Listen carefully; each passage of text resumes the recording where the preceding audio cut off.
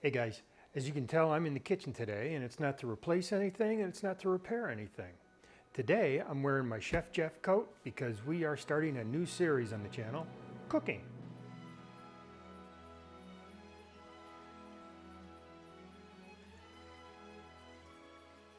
So for today's exciting episode, I can't think of a better place to start than with breakfast. And when it comes to breakfast, one of the best ingredients to start with is an egg. And today we're doing Eggs Benedict. Now before you tune out, Eggs Benedict can be real complex or it can be real simple. And today we're doing simple.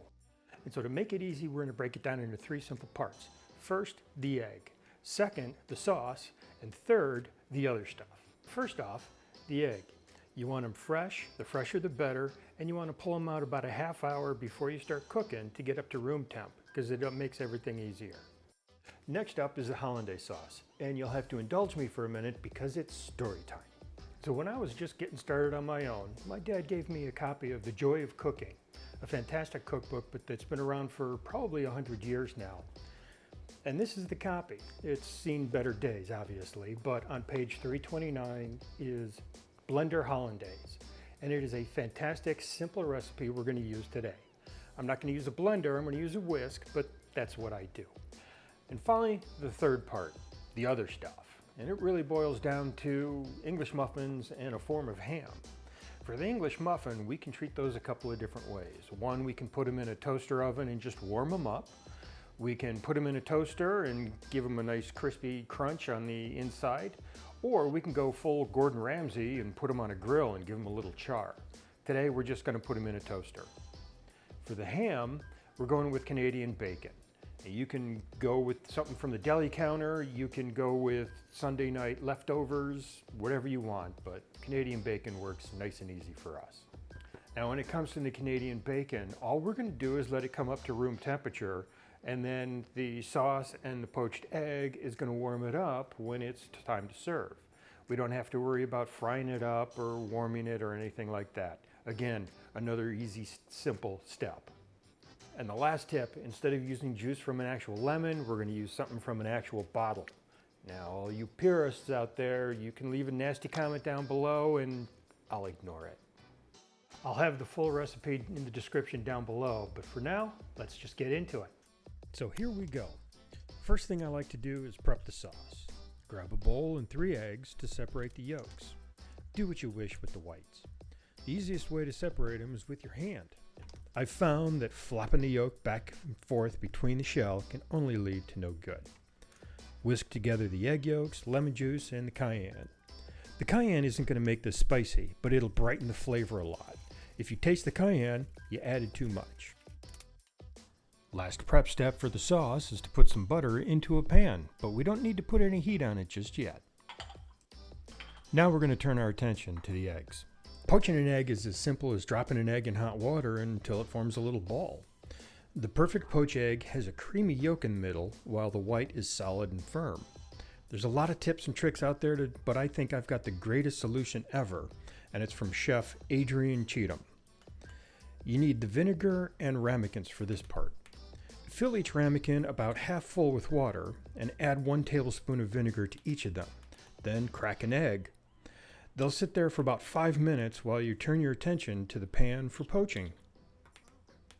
The size of the pan will be dictated by the number of eggs you want to poach simultaneously.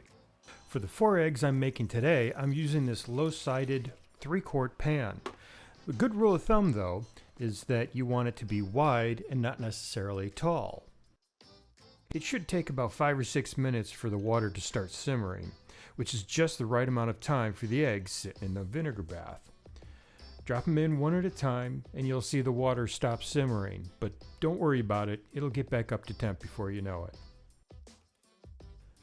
Give them a gentle swirl every once in a while to make sure they're not sticking to each other or to the bottom of the pan. I've found that this little strainer spoon helps to remove all the little floaty bits as well as remove the poached eggs from the bath once they're done. With the eggs on their way, let's get some heat into that butter. Medium-high should do fine. After 3 or 4 minutes, check the whites. Once the whites are firm, but the yolk is still soft and squishy, they're done. When I pull them out, I like to drop them on a tea towel to absorb any extra water. You can actually poach your eggs before you need them. Instead of just putting them on a tea towel, throw them in an ice bath. And then, when you do need them, just put them in some simmering water for about a minute, and they're back to where you want them. With the eggs done, let's get those muffins in the toaster. Now let's peek in on the butter. It should be bubbling by now. Once the butter is bubbling, grab your whisk and slowly add the butter into the egg mix. The idea is to add butter slow enough to make a thick emulsion with the egg. You're looking at about a full minute to actually whisk in 1 stick of butter. Adding it too fast will cause the heat to separate the parts and curdle. Adding the butter too slowly will actually cause it to remain runny, but this isn't actually a problem because we just need to take the bowl, put it on a low heat, keep whisking it until it gets a nice consistency.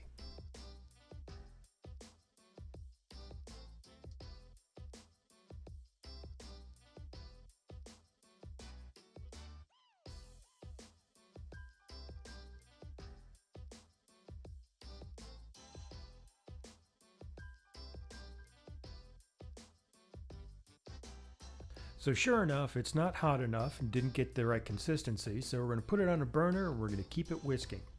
Remember, you've got to keep this whisking or it's going to turn into a solid lump before you know it.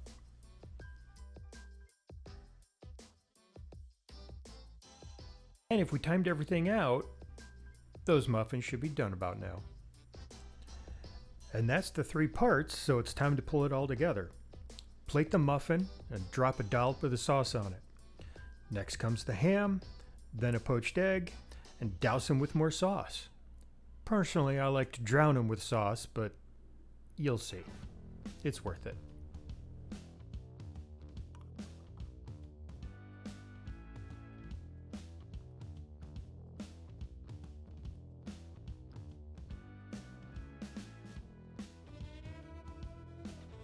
And there you go, Eggs Benedict. Now we could sprinkle some paprika on top or some chives and make it look a little prettier, but again, we're going simple with this one. If you've made Eggs Benedict, what have you changed? How is this different? Let me know in the comments below. Now, if you've gotten this far, I really appreciate you sticking around. I'd also appreciate a subscription and a like if you don't mind. It helps grow the channel, and it also lets me know that the cooking series is a good idea. Otherwise, it's time to eat. See ya. One of the best breakfasts I can... Breakfasts?